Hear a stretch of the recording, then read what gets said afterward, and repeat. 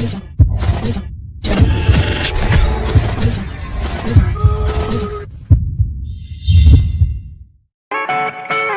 feel like I'm on the ball today. I even felt exempted from the law today. It's like this revelation dawned on me. It's so amazing, helps support the cause. I get everyone involved. I feel like I'm on the ball today. I even felt exempted from the law today. It's like this revelation dawned on me. It's so amazing, helps support the cause. I get everyone involved. And we are back. It is Friday. Yay. Good morning, Mr. Shea. Howdy. We got two New York teams in the baseball playoffs. Two. And I texted you the other day. I said, dare we say Subway Series? Dare we say? I will tell everybody here, if there is a Subway Series, I'm gone. I'm going, man. If the Mets make the World Series, I'm probably going. So don't have to go far. You can go to the Bronx. You can go to Queens. You can go wherever you want. We can go wherever you want. It's exciting, man. You know, it's like Helen said to me, she said, like, why all of a sudden baseball? I go, playoff baseball is great. I mean, for me to sit down and watch Detroit and Cleveland, man, you got to know that it's different. So you had a harrowing experience with the storm. Share in the few words that you do. So North Palm and north of that got hit, but talk to us. Yeah, so obviously the storm didn't really do much to South, Miami and Broward, but up here in Palm Beach and continuing to St. Lucie, Martin County, things like that, the tornadoes seem to take a liking to us. So we had one probably a mile or two right outside. It looked outside my house anyway. Looked closer than it actually was, but craziness. The wind definitely picked up. That was for sure. Incredible. Blew the top off of the stadium in St. Pete. Lots of flooding. So, full on prayers and thoughts go to the people who are waking up today and picking up the pieces. But resiliency is something we talk about all the time. You never have any idea what's coming down the pike.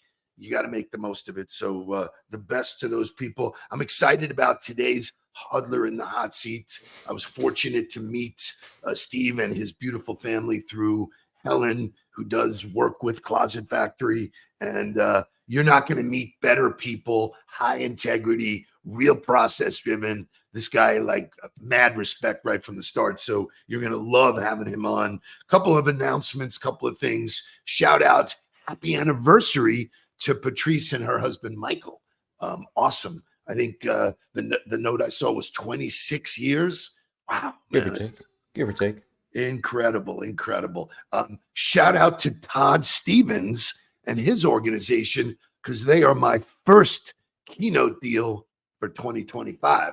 I will be speaking to them and their organization in, I think, March 1st. So I'm super jacked about that. Thank you for your support of the Huddle. Thank you for the support of all of our content. Really looking forward. So it is 26. She did say 26. So at least we pay attention. Yeah, congratulations, Patrice. Your the post was very heartfelt and very warm. I try on Fridays to do some fun stuff. Let's do our new tradition. Let's go.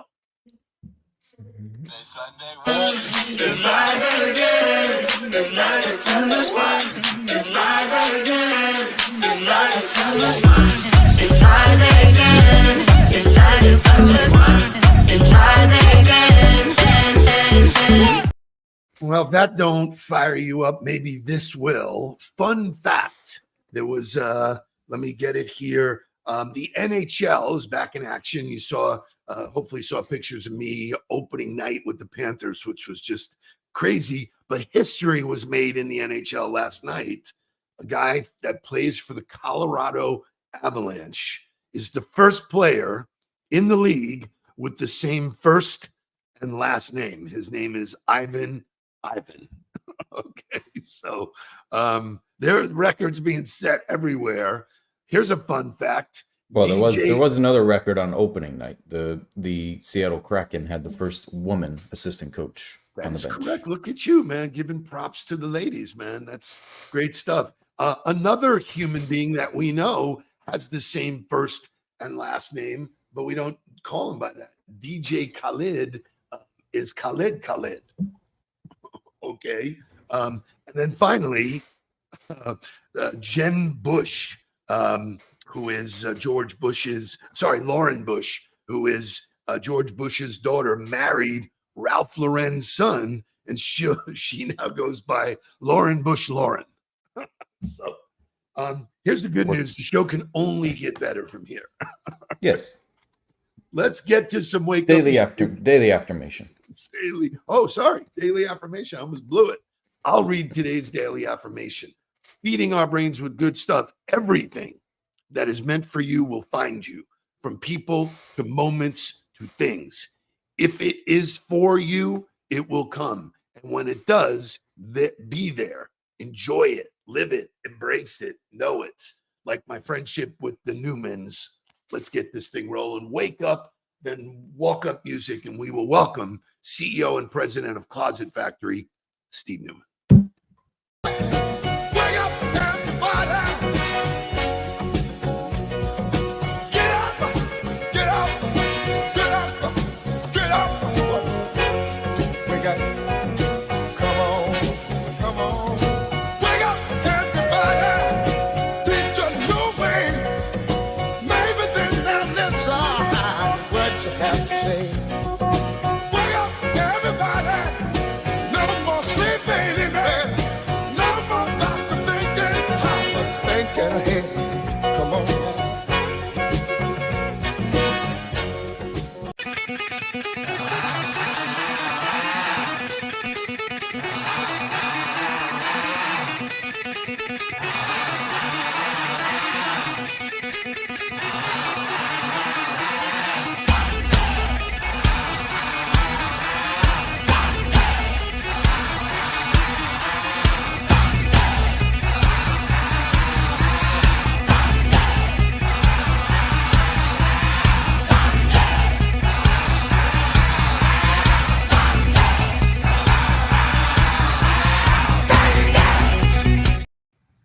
What a great song, man.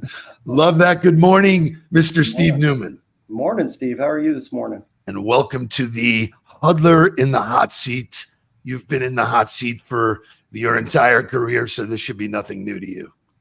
Well, you've met Lori, so you obviously know I'm in the hot seat all the time. So for the sake of the people who don't know you, and I welcome them to reach out to you and know you, who is Steve Newman? So I am currently the president and CEO of the Closet Factory located here in Fort Lauderdale, Florida. We are a design, manufacture, and installation company for custom storage solutions within your home. We've been in business here in South Florida for 20 years in the same location. I started my career in the flooring industry, actually, and made my way through some major companies to the point where we purchased our own flooring company up outside of Atlanta, sold that off, and then decided to relocate back to South Florida, our homeland here, get back into the South Florida lifestyle and raise our children down here. So that's a little background on it.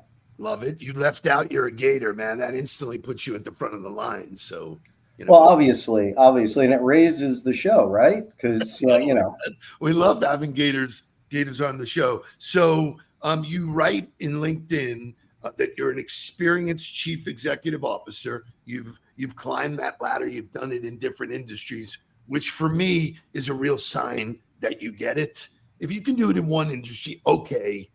Sometimes all the stars align, but we can do it in multiple categories, which you've done with a demonstrated history in consumer services, business development, negotiation, retail sales, renovation, and pricing strategy. So talk to us about what does success mean to Steve Newman? Well, I have a philosophy that I start every day at zero. So my success philosophy is, how did we achieve what we needed to achieve for that day? We celebrate our victories that day, but the clock winds back to zero for the next day. And continued success is not resting on your laurels. Continued success is looking down the road and never looking in the rearview mirror on what transpired, because tomorrow's a new day and a new challenge. Awesome answer. So you're in a franchise world. So Closet Factory is based, I think, on the West Coast in San Diego, Los Angeles. Los Angeles. Okay. And you own a certain territory. Talk to the audience if you can, because I know you as an innovator. Talk to us about being innovative and creating your business within a business that already exists, if you can. Sure. Generally speaking, the franchise model will go ahead and curtail your ability to be creative and innovative. And the leaders of this company really have a great philosophy where geography and demography do not drive product selection, product orientation, and it allows us to be creative in what is prudent here in this marketplace. It allows us to negotiate locally. It allows us to act locally, but have the power of the global network behind us. And that's proven to be very successful in this franchise scope that we operate in here in South Florida. You, I hope I'm not talking out of school. You are the top of that food chain, correct? Your We've been, organization. right. We've been fortunate over the years where we've been a leader at the Closet Factory. And I think around the country in terms of revenue and in terms of what we achieve here. Awesome. So I'm gonna dig right into the category that you're in, because to me it's mind-boggling seeing what Helen produces and what people are willing to pay for, to design their closet space. But a study by the National Association of Productivity and Organizing Professionals found that 83% of Americans feel that being organized improves their productivity. Can you speak to that and maybe take us back to how you started and now how you've scaled to the size company you are? Right. So organization is a key to anybody's success. Whether it's within the closet space or how we've progressed to different spaces within the home office, an entertainment center, a laundry room, having things in place, knowing where they are and how you execute your day are critically important. So, the transcendence of the industry itself is interesting, because the dynamic of just being within the closet space is not really what these companies do anymore. We really operate in multiple areas within the home. And to see that happen over time is interesting, because our children, this product is almost like an embryo. It basically evolved in the mid 80s out in California. And now our children grew up with this product within their home, and they are now buying their first home. So now they're saying, I'm looking at this house and it doesn't have this product in it. What the heck? I don't quite understand. So it's becoming more of a staple within the home than it was prior. And as I said, it's transcending into a next generation. Yeah, I find it fascinating, the possibilities, and, studying guys like Mark Zuckerberg and Steve Jobs. They talk about the amount of decisions that people make in a day. I am a fan of, I couldn't move in with Helen unless we used your product. Your product made the space efficient for me, being a shoe guy and a blazer guy. So I have the ability to just look. I'm not spending time on those decisions. So I feel you. And then you've moved it into, we just got a Murphy bed put in, which to me is the coolest execution of space, because we have a bed if we need it and it's not there. So, how do you, okay, let me ask the question this way. So you start out, you're doing closets. I know adding product lines can be a nightmare in any company, because there's new tooling, there's new processes, new pricing. Your business has added all of this. Well, I think it goes back to something you mentioned earlier, was my background. You only learn from things in life you've done before. So when I was in the flooring industry, we diversified outside of just selling carpeting into other areas of the flooring, ceramic tile, laminate flooring, other things. So that ability to diversify your product portfolio is extremely important. And we transcended that to this business in different spaces within the home. So here we are looking at a third or a fourth bedroom that's not being used most of the time. And COVID really ramped up the whole home office environment, working out of the home. So now someone needed a home office in what they used as a temporary bedroom when guests came. So now the evolution was to turn that space into a transitional space that could be used as not only a home office, but also as a bedroom. And as you said, with a Murphy bed that folds down and gets out of the way when it's not being used. So Helen just jumped in, which she's a backseat. She never really shows her face here, but there she is. Their products can be lifesaver for any household. Spoken like a true salesperson, Helen. Very nice. So you've built this big business by scope. Give the audience, how many employees do you work with every day? So we have 235 employees. We have 60 trucks on the road every day. We do about 3,000 installations a year. It's great. So I want to give people some insight. Every single installation is based on somebody taking measurements. So my question is, how the hell do you sleep at night? Well, the hair was not as gray prior to doing this, and I had more of it. But we actually have a process, and you're a big process guy, and so am I.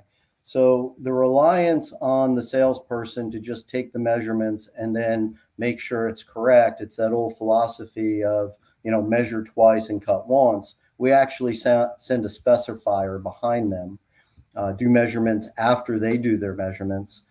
Photographic representations of the space are sent electronically back to our engineers, so they actually can see what the salesperson designer is seeing. And then in turn, our execution is much higher when we're not reliant on one person's vision.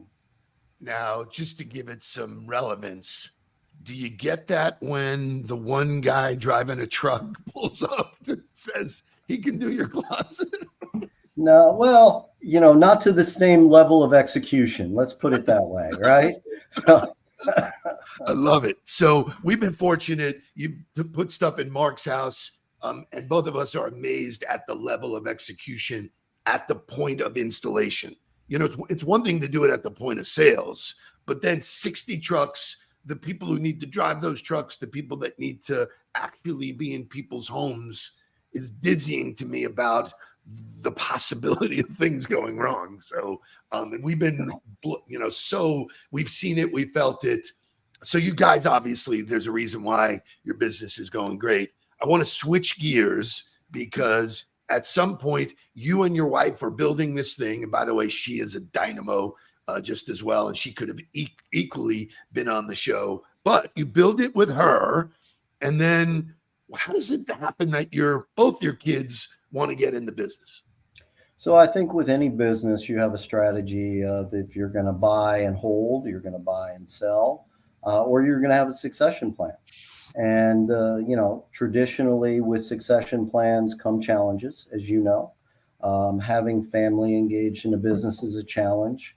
But I'm blessed with two children that understand business, that obviously, that's look at awesome. That family, man. Yeah. Woo! Appreciate that. Yeah, that's awesome. And that want to become vested. And, both of them went through, their college and into their career path, thinking they're going to work for big companies, went to work for big companies, and then didn't see the win. And, they want to win in their life. They understand that time invested will give them a win. And the value of being a business owner obviously comes with its challenges, as you mentioned earlier, but also the positivity of seeing their hard work and effort pay off in profitability is something they didn't see in that big company scope. So obviously I work with both of my boys. I am very, very in tune with the pitfalls that could happen. We deal with lots of family businesses, whether it's mother and father or father and sons or sisters or brothers or whatever. What advice, what perspective, what safeguards? Because I've worked with both your kids They are wonderful, level-headed workers. So for all the people who are saying the younger generation doesn't work, look at Matt Newman and look at your daughter. I mean, just incredible. So what pitfalls or what advice could you give to people to avoid in a family business? Certainly. There has to be a separation of church and state when it comes to family and business. So we have a philosophy here that when the key goes in the ignition in the car and you drive out of here, business turns off and it becomes family time. And, family dinners are very important. They still are, but business is not discussed. And when it does, because ultimately people morph into talking about it at the table, we reel it back in. And It's like, stop. Now's not the time. Talk to me about your fiance. Talk to me about your life outside of here. But I really don't want to hear about it right now. And that's worked really well for us, so that when it comes time to get back to business, we're on point. We're looking at it from a different perspective than this nauseating 24/365 business. Love it. So you've had this great career. You have this great family, which is storybook. I mean, it really is. I love being around you guys. What's the most successful? Give us a success story. Give us something. You have all of the outside. Give me something meaty that the audience can hang on to that's you're proud of, besides what we spoke about. Yeah, sure. So the proudest moments you have are when you significantly invest in training in your company and apprenticeship. So whatever the role is, it doesn't matter what the role is. If you have an apprenticeship program where you bring someone in, you teach them a skill, a craft, a trade, and they ultimately become successful. Classic example, we had a gentleman that we brought in here that rode his bicycle to a bus, the bicycle to a second bus for about 3 years during his apprenticeship training, mentoring process. He finally had enough money saved up to buy a car. And it was one of the proudest moments as a business owner that I've had, because he came in and he hugged me. And it was really fulfilling and heartwarming. And he felt the significance of what his achievement was. And to me, that is the biggest win in life. You have the financial wins, of course, those are important. But when you see somebody down chain being successful, then ultimately you're successful. Awesome. So we have Becky Castillo, who is a regular in the huddle. She's asking, are you available to come to Miami? So we have territorial alignments. There is a franchise in Miami. So you would have to, use them. We're not going to usurp their territory. Wow. But obviously I can refer you down to him. Yeah, Becky is with Amerant Bank. And so they're actually opening up in Palm Beach as well. So I want to get you aligned with Becky anyway, because they're building a big footprint. Sure. I knew this would be a great interview. What do you want to share with the audience about State of the Union, about the growth of business, about what to expect, maybe what you would tell your 20-year-old self? But give us a closer. So what I would suggest to your audience, and Steve, once again, thank you for having me today, is that what transpired yesterday is yesterday. Any 20-year-old or anybody, I would tell them, yeah, you've been successful. You've done something great. What are you doing tomorrow? Look down the road. Don't look in the rearview mirror. Don't look at your failures in the rearview mirror. Look at what the next success is. I say this to my kids all the time, and it's that old Mike Tyson thing. Everybody wants to be a fighter till they get punched in the mouth.